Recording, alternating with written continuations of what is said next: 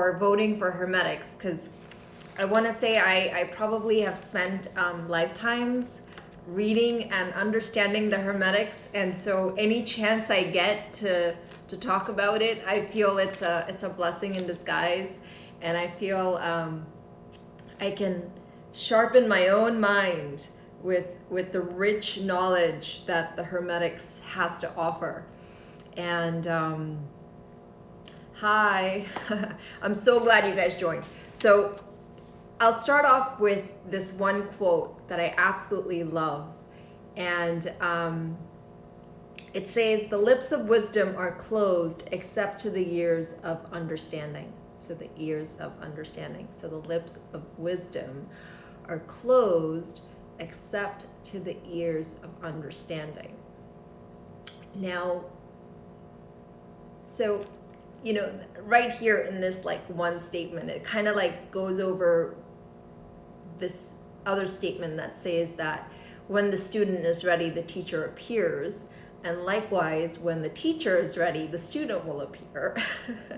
And so Hermetics is a very, very ancient philosophy. And it starts off with, it originates in the ancient land of Atlantis, initially derived from the Emerald Tablets, and goes on to the same teachings, I believe, is what was transferred over to the land of Kem in Egypt, which was,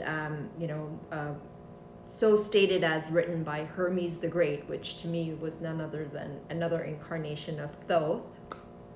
And so the Hermetics, or the Hermetica, also known as the Kybalion, these teachings basically revolved around 7 principles. Now, if you read the Emerald Tablets, I believe that they discuss pretty much the same principles in a more, I want to say, a more richer context and more esoteric context, whereas when it comes to Hermeticism, or Hermetics as in from the land of Kem, as in like written by Hermes the Great, it becomes very, very, very practical, and it becomes very, very mental. Very much of a logical mind or an intellect is needed to understand the Hermetics. And it's, I know I talk about the esoteric, but this gives a lot of logic to what becomes of the esoteric in the coming generations, or the generations after Atlantis. All the different civilizations, all the different faiths and religions are actually influenced by this one text called the Kybalion, or the Hermetics. So whether you consider the Vedas or you consider the Bible, in fact, I have a bunch of quotes from the Bible that relate to a lot of the principles of Hermetics. And so, there's this interesting, really, really interesting influence that you see throughout the different cultures and different belief systems throughout history that have taken their grasp or understanding of the great from Hermetics, of all of the universe, or of the divine, from Hermetics. Now, Hermetics is basically divided into, if you guys are going to ask questions, I might not be able to see them, but I will try to get to them at the end. So, hi everybody that's joining. So, the Hermetics is basically 7 principles or 7 laws. And they say that if you have understood these 7 laws, these are the laws by which the universe works, the universe functions, and nothing is beyond the law. And so they state the 7 laws as follows. So I'll just recite the 7 laws, and then we'll talk a little bit about each law, and then maybe we'll have a Q&A. And then I have to tell you, I'm not going to do justice to it. I'm just going to tell you right up front, I'm not going to do justice to it, because this is such an extensive topic that I personally believe that it's probably going to take me lifetimes. It has taken me lifetimes to get to where I'm at with it. I believe the book or the wisdom of the book appears when the student is ready in their journey. Absolutely. So, that's how it appeared to me. It kind of just was something that on passing I heard about, and I was like, you know what, that sounds really interesting. I'm going to look into it. And when I started reading it, I was like, oh my God, this resonates 100% with the way I think, and so I'm sure I've experienced it in previous lives as well. So the first principle of Hermetics is the law of mentalism. So the all, very simple, the all, whatever we understand as us, surrounding, universe, the God, the creator, everything is nothing but a mind. Nothing but a supercomputer. Literally, that's what I call it, like a supercomputer. Like, all is the mind. When we talk about the movie The Matrix, and they're like, oh, you got to get out of the Matrix. So for me, it's like, it's the mind that's controlling everything that's within. And so how they have structured the 7 laws is that you have the first law, which is the law of mentalism, that the universe is mental, that nothing is actually existing except for existing within a mind.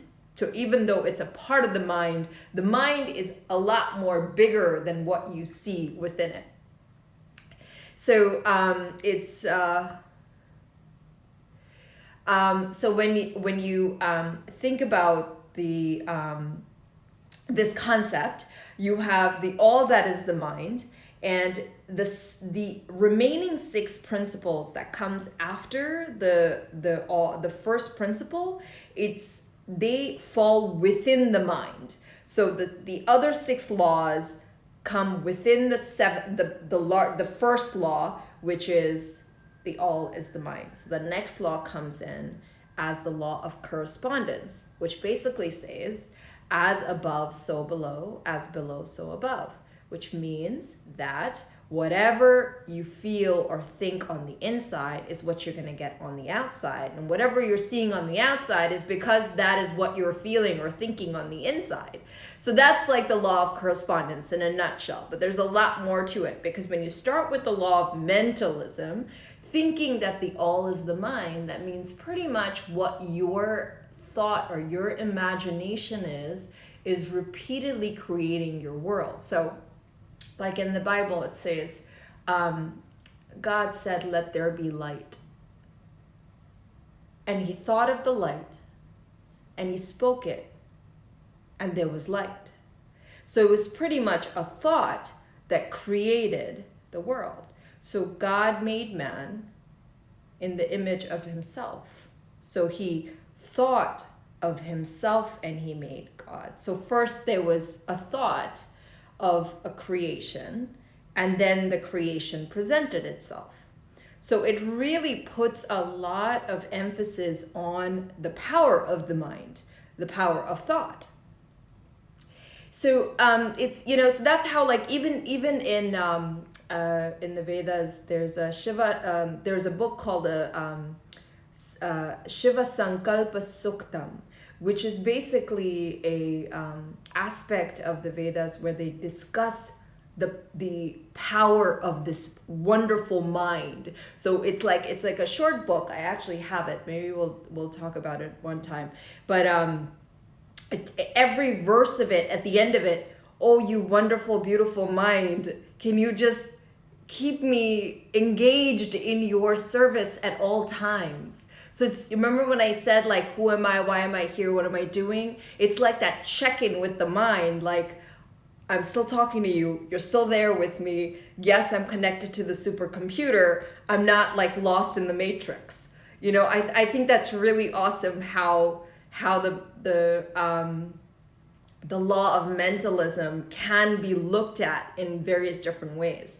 And so we were created in the image of the Creator. So in correspondence to that, like as per the Bible, we are made in the image of God, or man was made in the image of God, and so he is akin to God.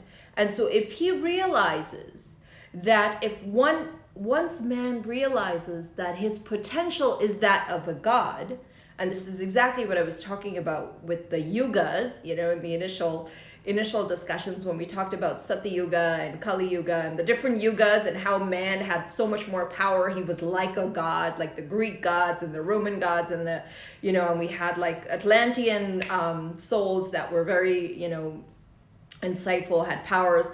This is what we're talking about. We're talking about the law of mentalism, because that awareness was there, that mental understanding was there, that my mind is the same as God's mind, and so whatever I think is what I'm going to create. It was that connection. And the law of correspondence, which is the second law, pretty much states that as you are below, that is what is going to reflect into your external world, and whatever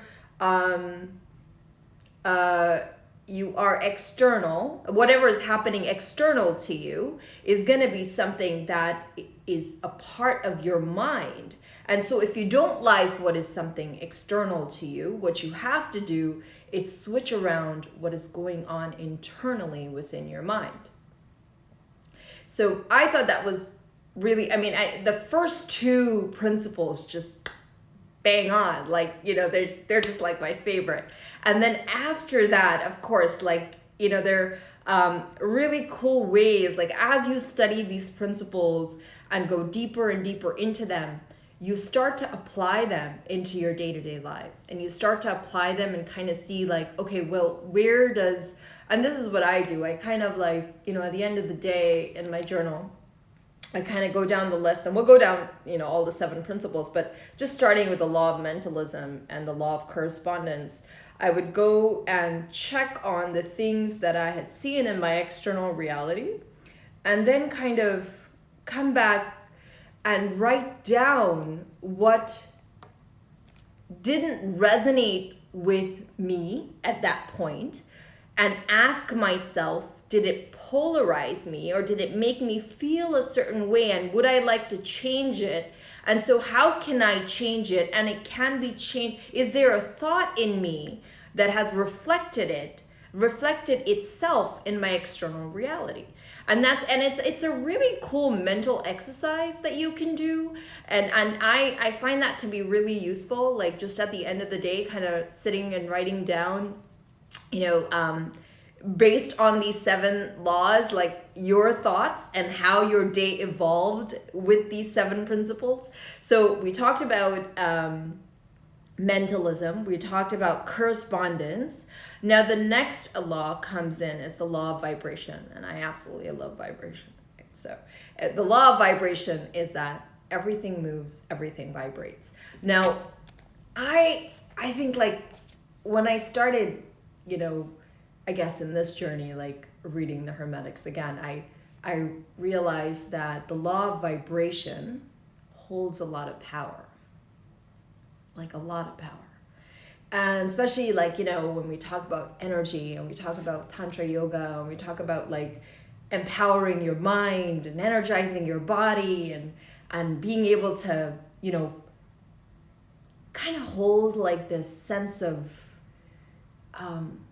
you know, calmness and poise, even if the world is going to shits. Like you're just like, you know, I'm going to be okay.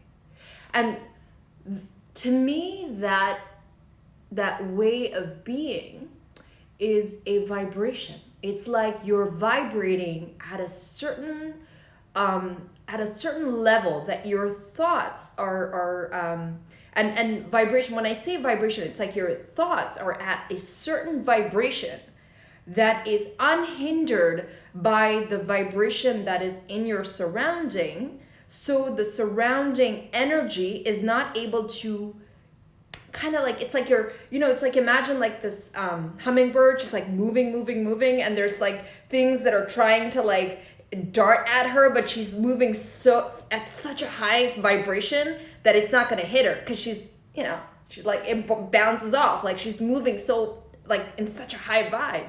So it's like that law of vibration almost makes you immune to I mean, I shouldn't say the law of vibration, but the vibration that you hold, if it's high, it makes you immune to things that most people kind of get affected by, you know? So it's a very powerful law to master. And so it's, you know, also where the law of attraction is based on. So if you want something, you have to, you know, you shouldn't be in that mindset, well, oh, I wish I had this, and you know, and I desire this and I desire that, because the minute you start saying you desire something, you're telling your subconscious mind that you don't have it, right? So it's like, oh, I wish I had, you know, a good partner, and what you're telling your subconscious mind is that you don't have one. So, or you wish you had, like, you know, I don't know, $100,000 or whatever it is. It's like, I wish I had. You're telling yourself you don't, because you desire it. It's something that's away from you.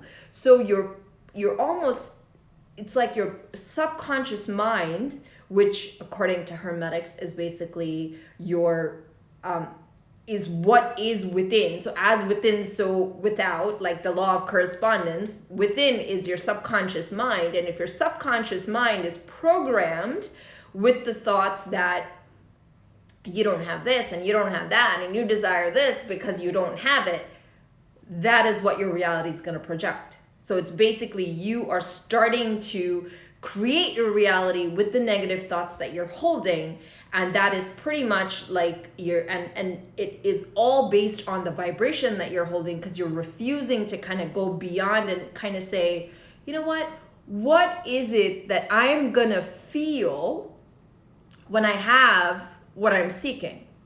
And if I say I have $100,000, how's that going to make me feel? How am I going to look? How am I going to walk around? How am I going to like live? And what's going to change in my life? And so you have a mental picture of that. So remember that thought is important, because it's everything is mental. The universe is mental. So that thought has to come in. So you bring in the thought that first I'm going to create me having the thing that I want, and then it's going to reflect, and then I'm going to, you know, imagine it, project it out. And when it is projected out and a part of my reality, what is going to be my vibration? How am I going to feel, look, think, act?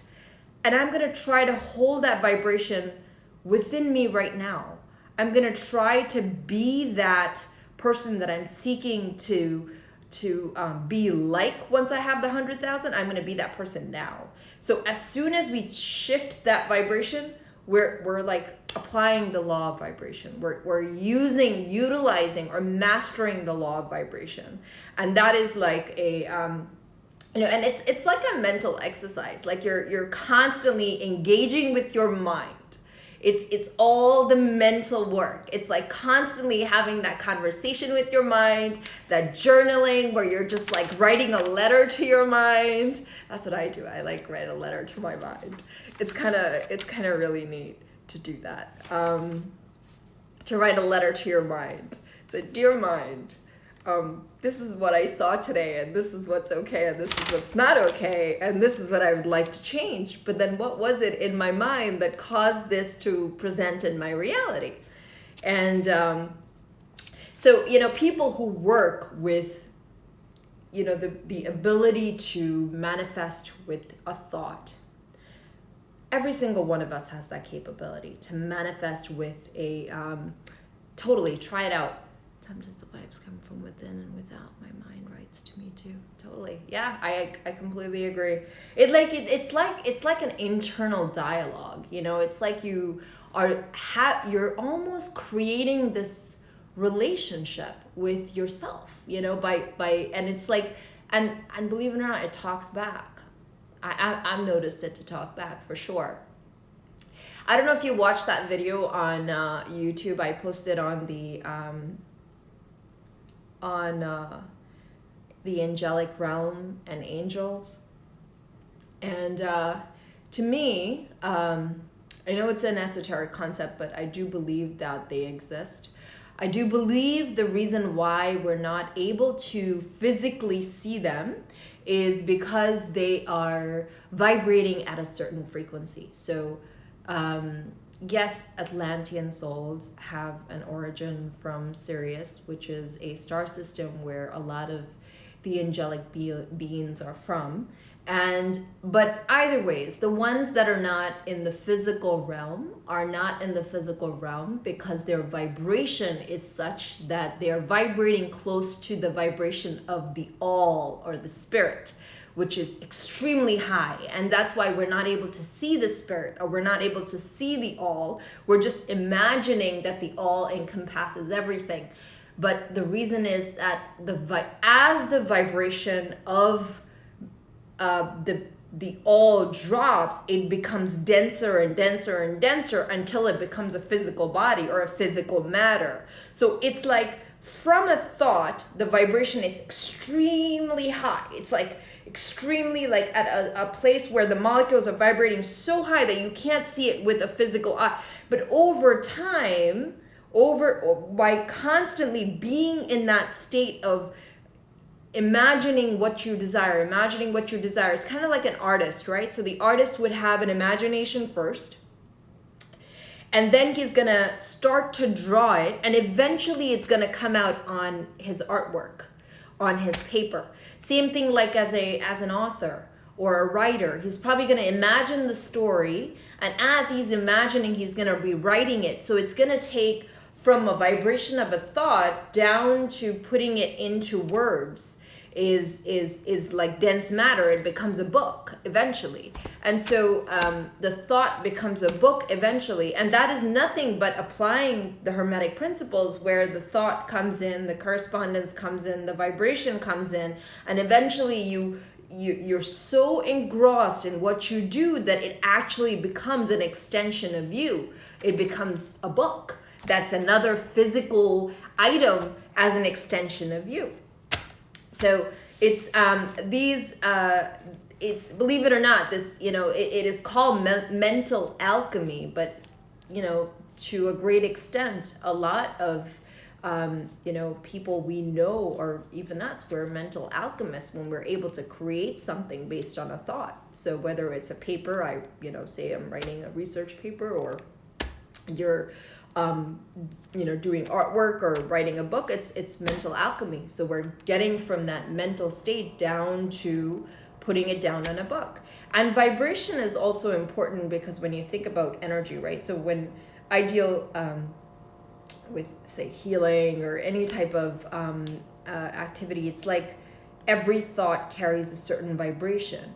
And as that thought becomes, and you can decipher the vibration by the feeling you get of the thought field. Like, what is the vibration within the thought field becomes like a sensation that you're feeling. Okay, this is how this person is feeling stress. And a lot of times it's very easy to pick up if someone is stressed out or anxious, or just in general not in a good mood, because it's like their vibration is going to be different.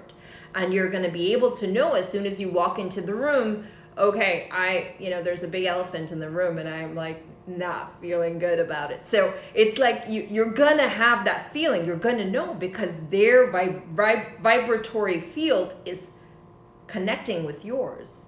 And eventually from yours, it's connecting to your mind, and you're able to pick up what, that there's something off here. There's something that I'm not vibing with.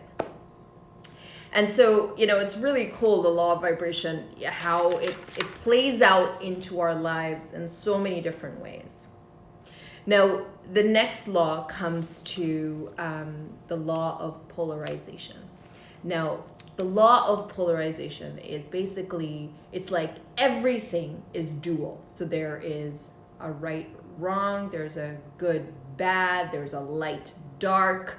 There's like two sides of the same coin. All truths are half truths, and that's my favorite. So you can like harp on a truth for the rest of your life, but know that there's another side to it, because it's not the whole truth.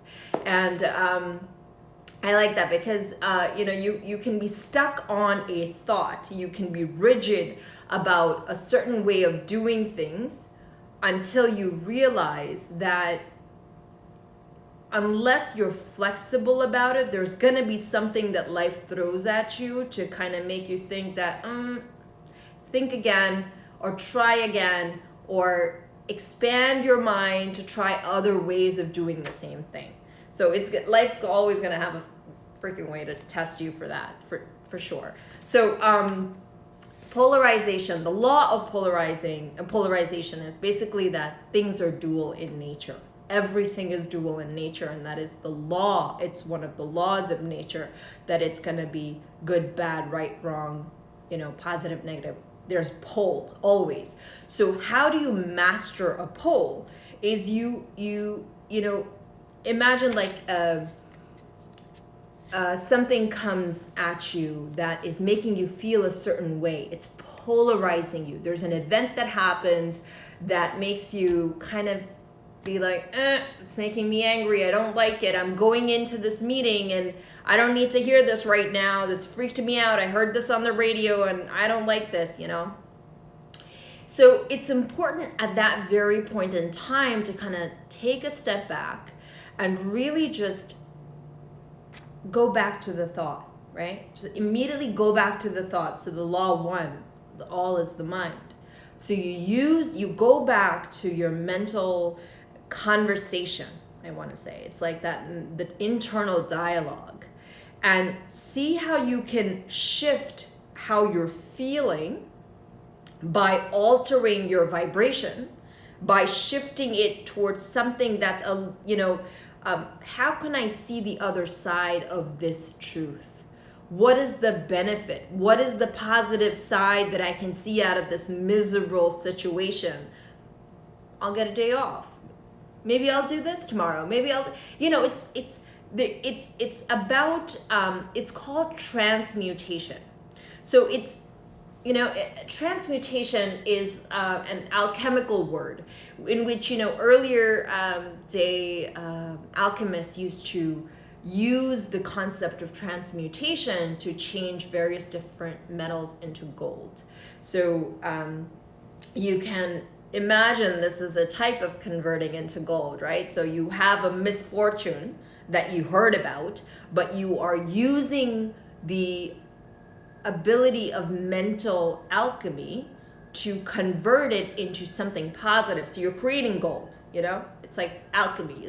You're the alchemist. So you create gold out of your situation in your life. And so that is mastering the law of polarization, by going beyond the thing that is polarizing you, by having that mental conversation, using the law of mentalism, and dodging, and kind of mastering the law of vibration. And so because of the law of correspondence, as below, so above, as above, so below. So what is outside is going to change because you have changed your mental state just by a thought. And you have mastered polarization, you've mastered your vibration, and you've mastered your correspondence, and you've changed your outside eventually, because what you're doing, it's like, and how does this show up in your reality? I have experienced as people, places, and circumstances show up. It can be in the form of, hey, you got this day off because of war, but your attitude was so different about it that you're going to end up doing something even better on your day off, like maybe reading an awesome book, maybe watching an awesome show that gave you some idea, inspiration, or a hunch that's going to probably change the way you do things in the future. So it's like it's almost like a trigger, like I want to say like a positive flow state. It's like, and we'll talk about like the law of rhythm because that comes next, but it's like you're almost putting yourself into a positive flow state in which, it's like you are not affected by, because you chose not to be polarized in a negative way with what has happened, you are staying in that positive flow and you're moving ahead merrily down the stream, rowing your boat, that you are not affected by, all the stuff that's flying by. You're just like kind of going down your own stream. It's like surfing. Now, there's actually an awesome book called Reality Transurfing, which is a written by a quantum physicist. I would highly recommend it. Maybe one of the Mystic Meets will do about that, and I think it's a really cool book to discuss. It's based off of Hermetics, but it's called Reality Transurfing. So it's like when you're mastering the law of polarization, you're literally like surfing on a beach. It's like you're surfing on the waves. You're not letting the waves like that are too high or too low really affect you. You're kind of like gliding through it.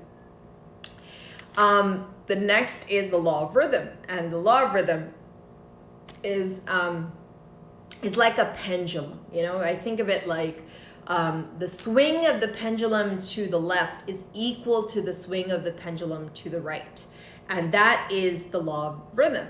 So whatever is going to swing to the left is going to swing to the right. And it's kind of like, and pendulums, and this is also a concept that's like discussed in Reality Transurfing, but pendulums are, how you can understand a pendulum is you're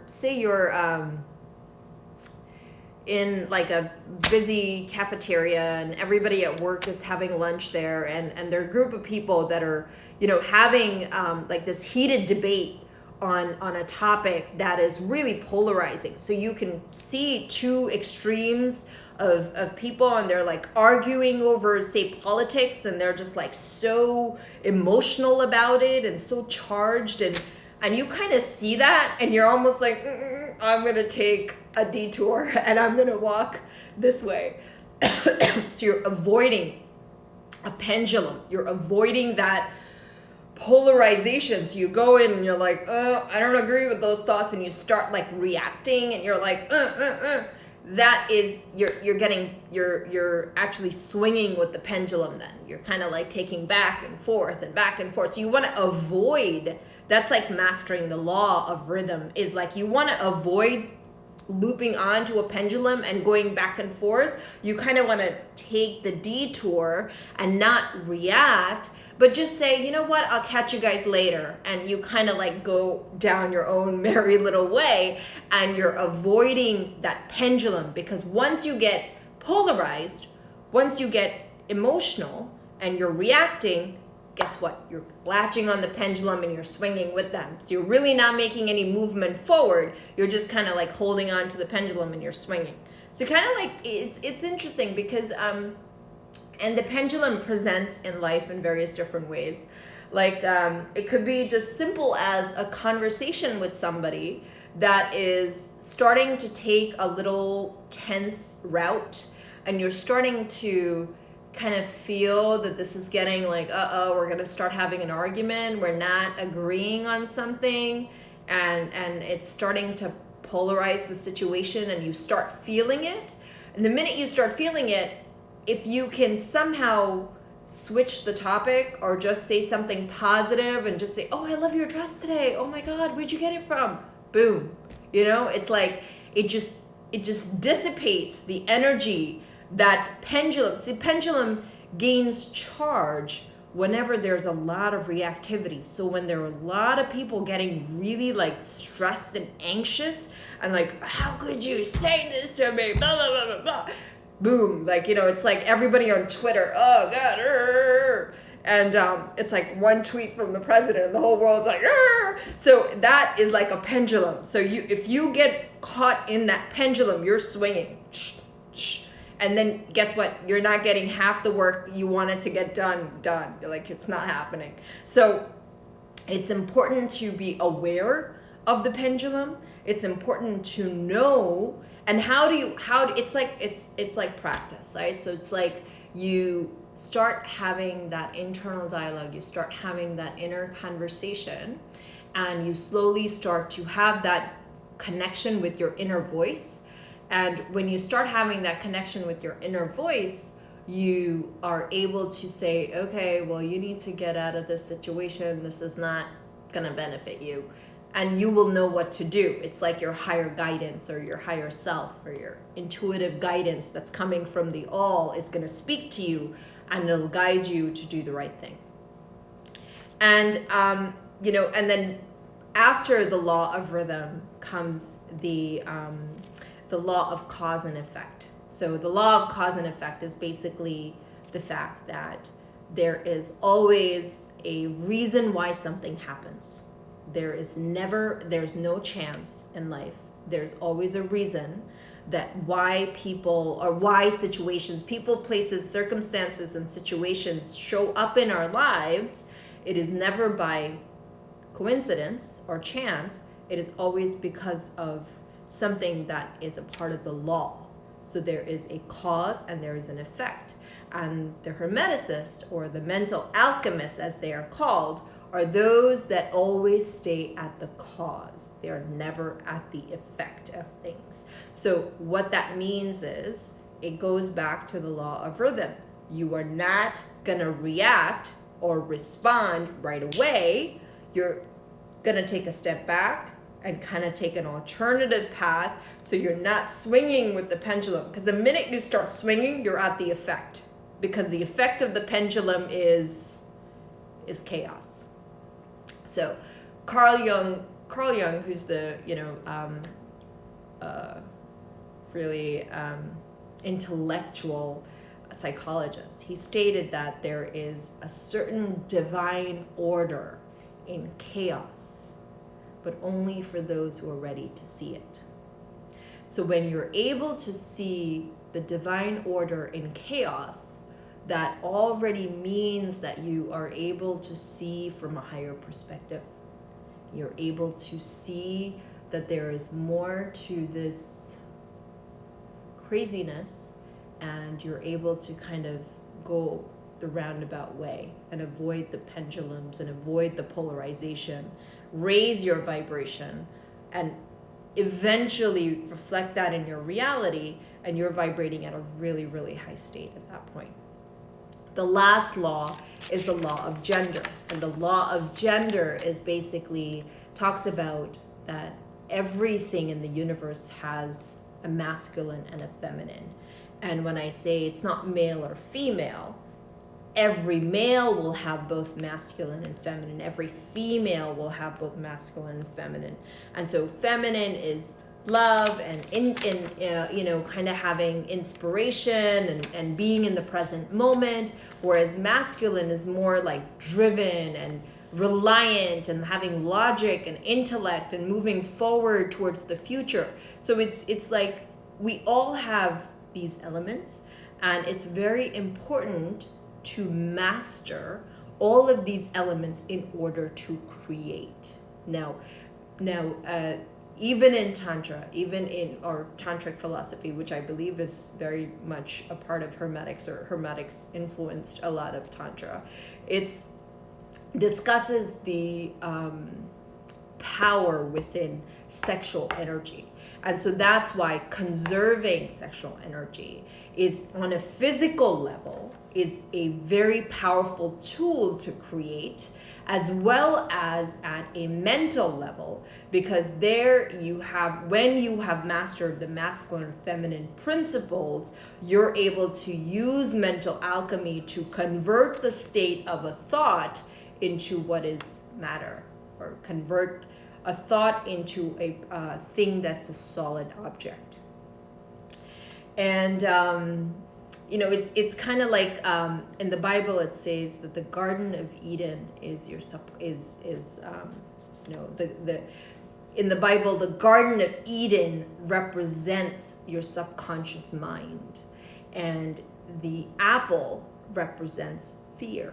So our biggest block to becoming as the creator or as a god is not tending to the Garden of Eden. And this is very beautifully described by Napoleon Hill and Neville Goddard, and that's why I love Neville Goddard so much. But he's just a brilliant philosopher, and he writes a lot about the subconscious mind and calling it the Garden of Eden. He's like, our only job is to tend to the garden, to make sure that we remove all the weeds and all the things that do not serve the Garden of Eden, and to just tend to the garden.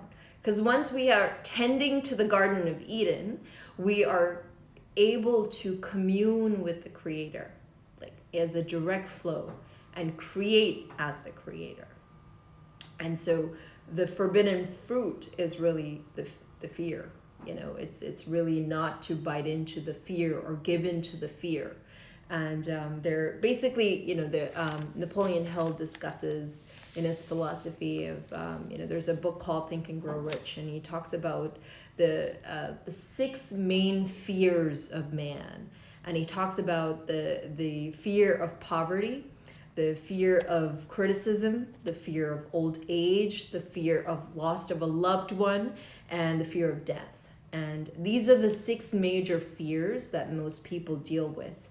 And if we're able to figure out a way to overcome these fears, we can go into a state of flow with our lives and really slowly be able to master. So this is like what the adepts do, the yogis, the rishis that have mastered these 7 principles and can manifest, or can, you know, astral travel, or can, you know, do things that were godlike. So, yeah, I think that's a discussion. I wasn't looking a lot at the questions. I know there were some interesting comments that I chose not to comment on.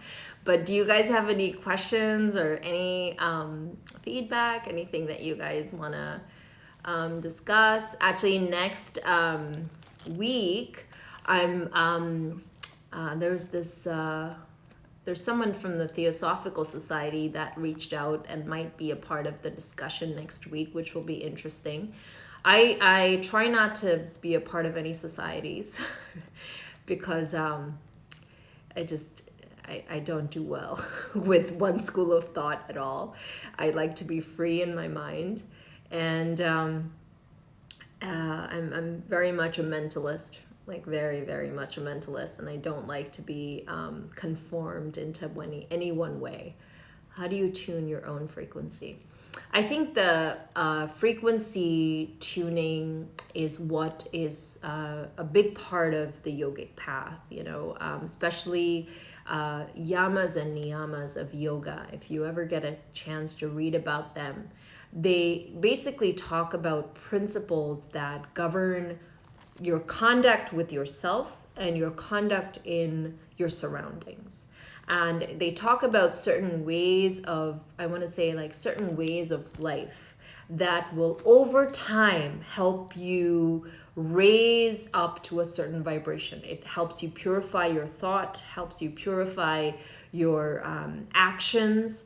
And as you, it's like a process. It's not just a like a process with your mind that you're doing. It's also activities, and it's also all about guarding what's going through your mind. Like Neville Goddard said, it's like you want to tend to the Garden of Eden, and the Garden of Eden, which is your subconscious mind, is affected by what the 5 sensory data or the 5 sensory world is showing you. Your eyes, your ears, your, you know, what you're putting in your mouth. It's like, that's the 5 sensory data. It is going to be putting, you know, information into your conscious mind that is imprinting on your subconscious mind. So I'll give you an example. Say you want to create something, and it seems fairly impossible to the person next to you, and that's all. And if you discuss it with that person, and that person's like, there's no way you're going to be able to do that. There's no way. And they're going to give you 10 reasons why you can't do it.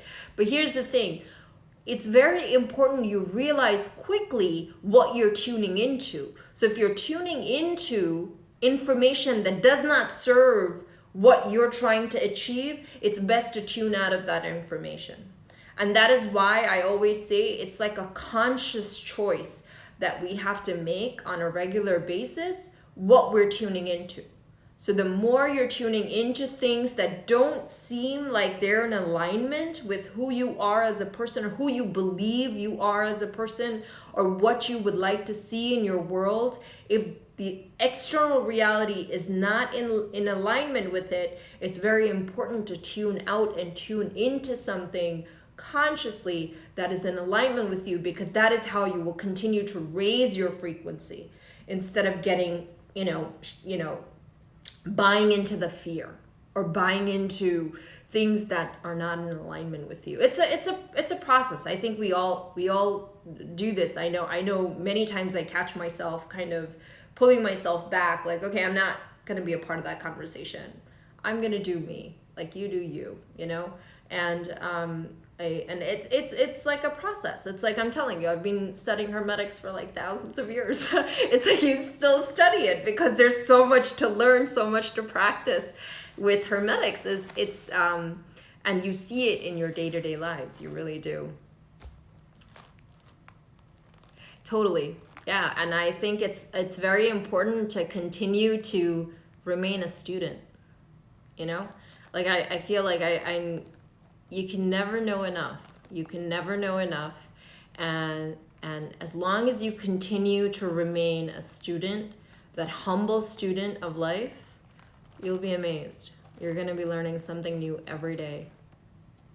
Every day.